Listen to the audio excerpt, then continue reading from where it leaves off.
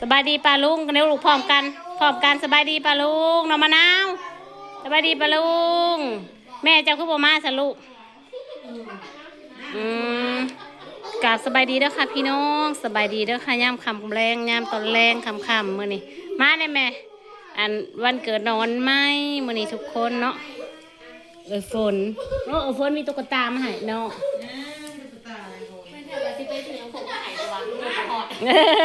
กะย่ามานั่งอยู่นี่พี่ตักมาหายนั่งอยู่นี่ก็ได้ไม่ใหญ่ดอนได้สาบอกแล้วแหละเบิ่งไปจะเอาฟัดมาให้พ้นก่อนอันเดียวเฮ้ยใส่หาป้อนนะอันเดียวเอามือยุบเอาได้บอกให้กล้าแล้วมันกินนะอันลูกเฮานะกินข้าวผัดมีแต่เอามือยุบมาหน้าเบียร์พนาเพชรเอ้ยของคนคือคนว่าเป็นเลยย่างถ่ายเทพมาจังเป่าเค้กเนาะไอเทพกำลังเดินทางมาไอเทพกำลังเดินทางมายังไม่ถึงยินให้มะนาวแนะนำนะลูกไอโน่เอาไปน้องจะแนะนำนะเอาสียังสีแดง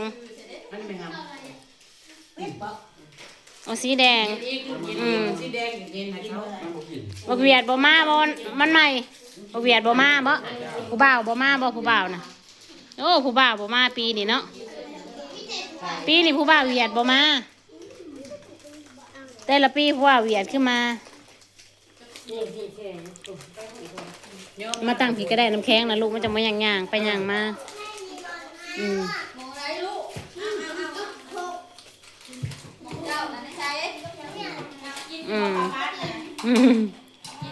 ทีแรกว่าสิเป่าเค้กซื่อๆโม่เพิ่นผัดบ่ได้แล้วว่าเป่าเค้กซื่อๆเนาะก็เลยเฮ็ดเล็กๆหน่อยๆว่ะเฮ็ดเล็กๆหน่อยๆปลาลุงนี่เลี้ยงเด็กน้อยเฮาก็เฮ็ดเอาฮอทดอกลูกชิ้นข้าวผัดนั่นเลี้ยงเด็กๆเนาะเบิดซ้ำนี่แหละหมู่เพิ่นก็ได้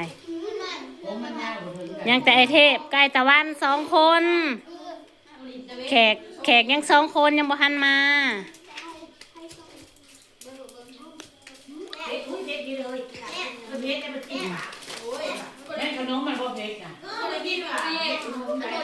หรือว่ามันน่ะบ่บ่แม่นมันบ่เป็นพริกไทยดอกเนาะไว้แนวนานเบาเพิ่นกินขนมเพิ่นมีแต่ว่าเผ็ด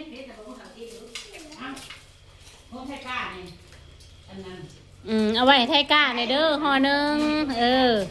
มื้ออื่นเช้าพุ่นแหละจังกินน่ะนานมาแล้วแขก VIP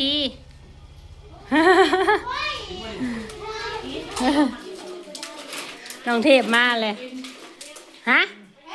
พ่อใหญ่สีกับมาพ่อใหญ่อูคือยังบ่เห็นเนาะบอกเขาถามมึงดูมีใหญ่มีเยอะมานำกันได้โอ้ยบอกพ่อเพิ่นเอาค้าตะกล้องมาให้ผัดบ่ได้มึงเนี่ยค้าตะกล้องอยู่หน้าผู้พี่มาทางพี่ตะวันเทพไทยมาแล้วน้องตะวันกับน้องเทพบ่แม่ไปงานได้บ่ได้ว่างจักมื้อบ่ว่างฮอดฤดูนี่มาเลยเพิ่นออกงานคุมื้อมาแล้วพ่อใหญ่สีกินข้าวแล้วบ่น้องเทพปีนมาหน่อยสบายดีปะลุงนะลูกน้องตะวันคนรอตะวันคนรออะไรบอกอยู่ว่าบอกอะไรน้ำเห็นมาฮะบอกอยู่ได้บอกอีมี่ได้เบิ้งทุกใครก็ต้องตะโกนอย่าคล้องแล้วของหูนี่ไซกันแล้วบ่มีคล้องเฮียเลยเอาผ้ามาเสร็จเบิ้งยับมาผีอีกที่ไหนยับก่อนน้ำที่ไปใส่ฮะบีใช้บีเด้พาแม่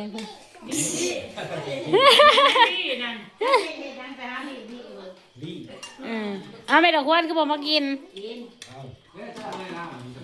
พี่มานั่งกินพี่มาพี่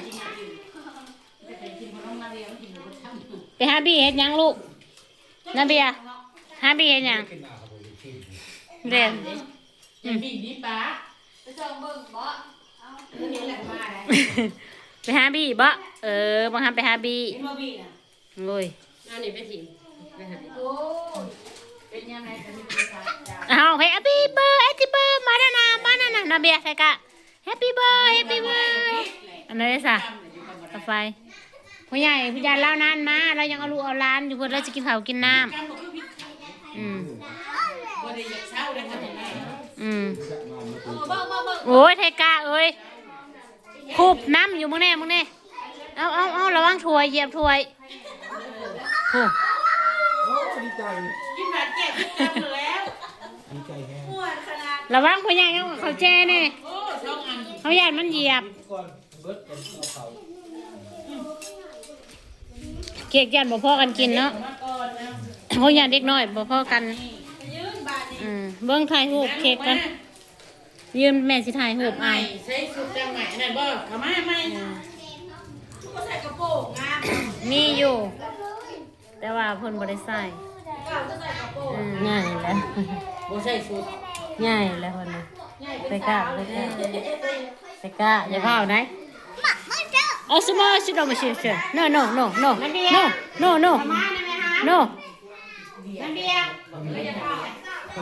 มาลูกทุกเจ้าพากันมายืนทางนี่เด้อยืนทางนี่แม่สิถ่ายรูปมันจะงามมาไหมมาลูกอีวันจะเผากินอ้วนยืนทางกลาง7 ปีทุยาสบายดีปลาลุงหูดังสกองปลาดาวหูมาเลยแม่มานะมายืนพี่ลูกถ่ายรูปงามๆสวยๆปีนี่มาฟังนี่น้ ตะกร้าเด้ตะกร้าเด้ ำมา เวียนก้า มาพบตัวมือเลยนะ เวียนก้า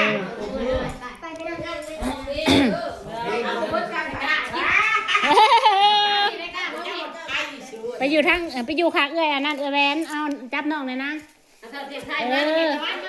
เอาไปขาพนลูก แต่ว่ามันก็เจ็บไข้นะมัน นี่เด้ทางกลางข้างๆนี่ก็ได้ไปนี่ไปข้างนี่ก็ได้ ยืน หน้าหันก็ได้ลูก ปิดมาพี่นี่ มีดยับเข่าอีกดิ แล้วมาขังนี่มันยืนขังดีมันอยากได้เข่ากอกมา จะได้เขาก็ เออ ทั้งนั้น ยืนนี่เลยยืน ยืนตรงเคารพธงชาติ ได้ เออ ไม่มาก็ เออพอดีงามยิ้ม1 2เอาเลยห้องบาทนี่ เพลงบ้านนี้ ห้องนาเบียซ้อมได้ใช้มือนาเบียแม่ซ้อมได้ใช้มือบอนาเบียบอไทยกล้าเต้นผุดบอไทยกล้าป่วน Birthday to you Happy birthday to you Happy birthday Happy birthday Happy birthday บักหนู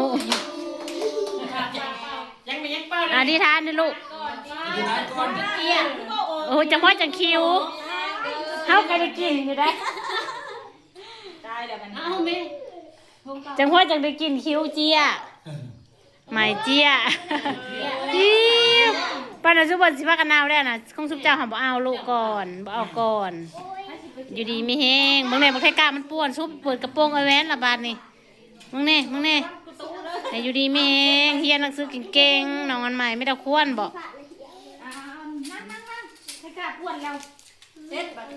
มันสิเอาลีดมันติเลีย มันสิเก็บมันเห็นเก็บมันก็สิเก็บด้วยใจ มันเกิดเนี่ยตายได้มัน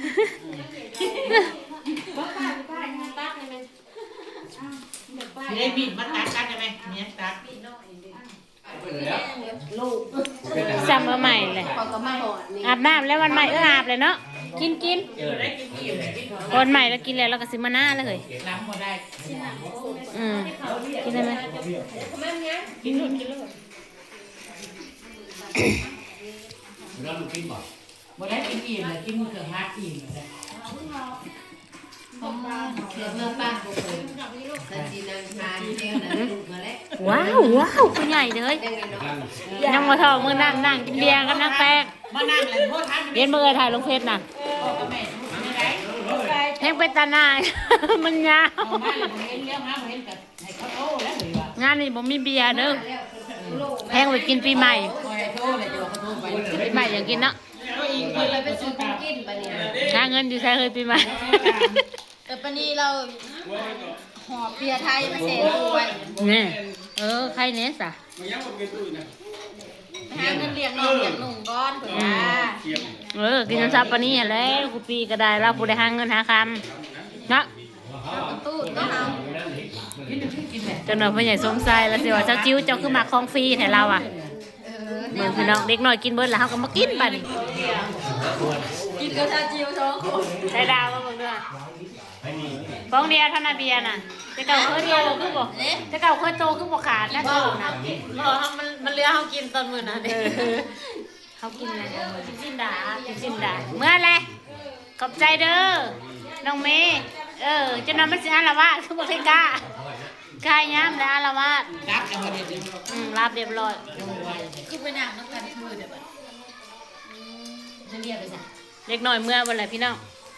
วันเกิดเฮาเฮ็ดน้อยๆที่แรกว่าสิซื้อเค้กมาเป่าซื้อๆก็บ่ได้เพราะว่าหมู่น้องอันใหม่ก็หลายหั้นนะทุกคน ไหม เนาะก็เลยแบบว่าเฮ็ดน้อยๆหั้นนะทุกคนจ้าเนาะ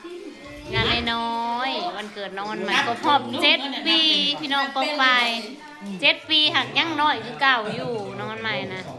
โอเคล่ะทุกคนจ้าเนาะสำหรับมาวันนี้สิว่าขอจบคลิปไว้สำหรับเด้อนะคะขอบคุณทุกคนนะคะที่เข้ามาเบิ่งมากดติดตามกันอย่าลืมกดไลค์กดแชร์ให้สันติเลยเด้อทุกคนแล้วก็น้องดาวด้วยนะคะสาวสุปนีไปงานวันเกิดน้องวันใหม่แต่ละปีสาวปนีเราจะไปงานทุกๆปีนะทุกคนค่ะบายค่ะ